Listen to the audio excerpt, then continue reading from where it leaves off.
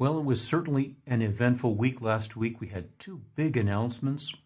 Of course, we had the announcement from Google, the launch of Gemini, and the following day we had the announcement from X of the launch of Grok.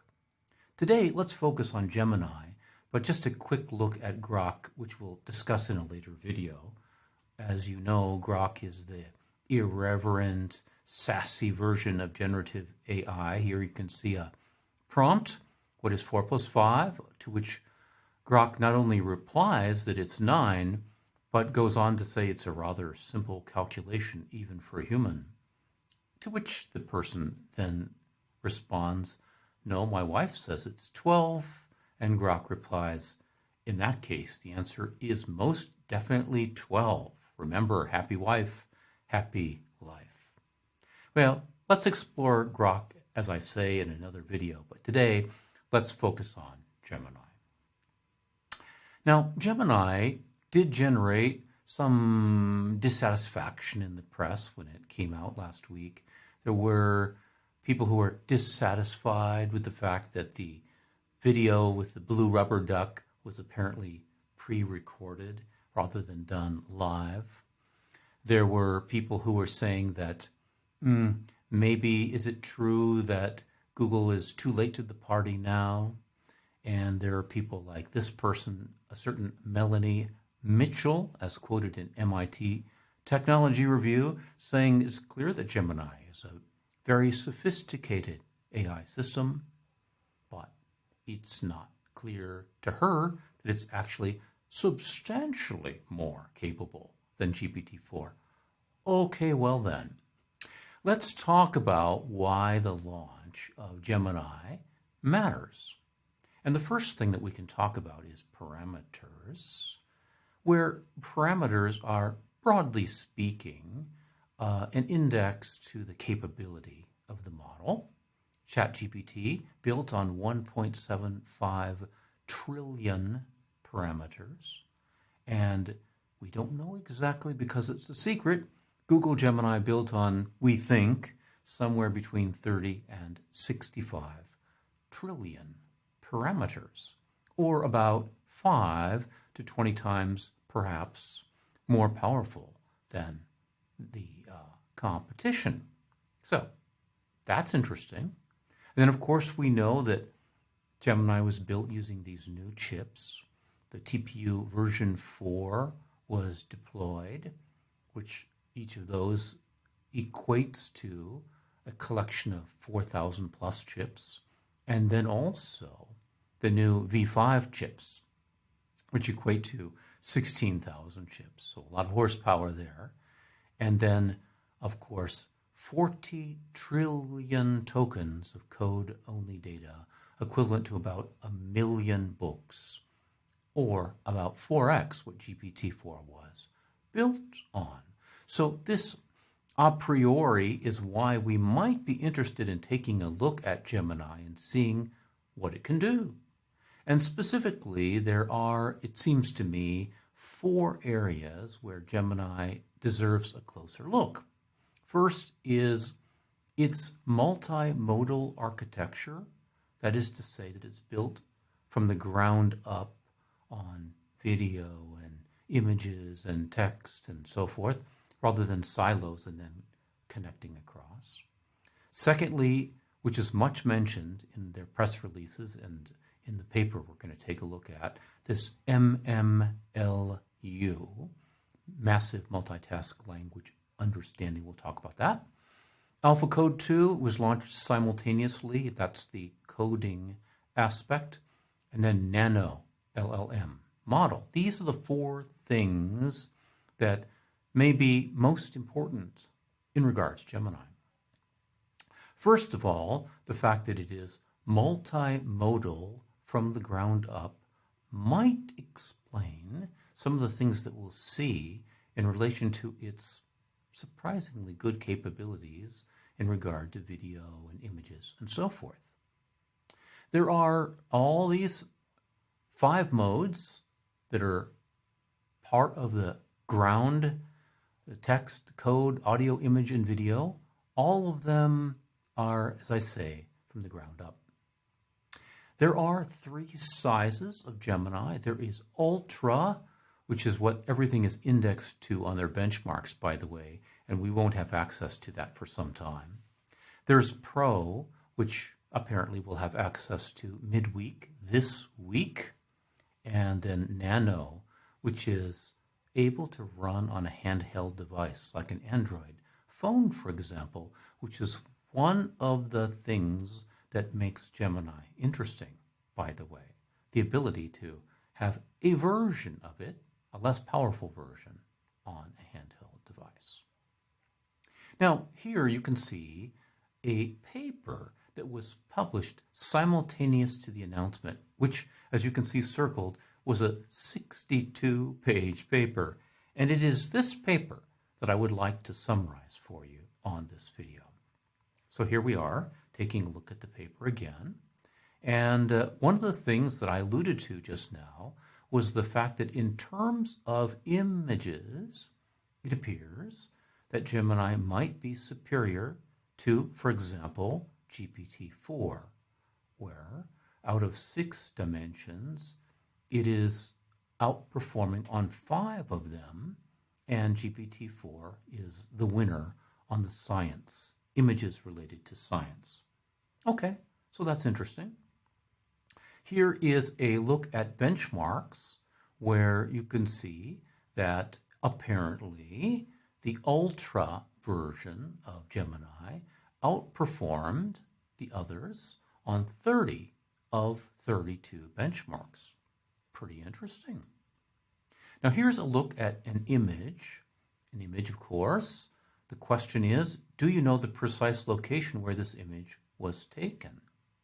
And Gemini is saying this image was taken in New York City. The Empire State Building is visible in the background. And then it identifies the cross streets, 8th Avenue and West 34th Street. Pretty good, huh? Here is a series of images and spoken. We can see it transcribed here, but the actual test was spoken. It was audio. And the first audio that was spoken to Gemini was, what's the first step to make a veggie omelet with these ingredients? Then it has to take a look at that image. And Gemini responds, crack the eggs into a bowl and whisk them. Next, we can see, thank you for the instructions. I started making my omelet. Does it look ready now? It looks almost ready. You can flip it over and cook the other side. Why is it not ready? It's not ready because the eggs are still runny. Pretty good. What about now? It looks ready now. You can take it off the heat and serve it. Pretty good, hey? Here's a look at a video, a very short video of a person kicking a, let's run it again. Here he goes. Kick. Ay, ay, ay. So here are some stills from that video we just watched. How could this person improve their technique? To which Gemini responds, this soccer player needs to work on their ball striking mechanics. The foot's not making good contact with the ball, which is causing it to fly up and away from the goal.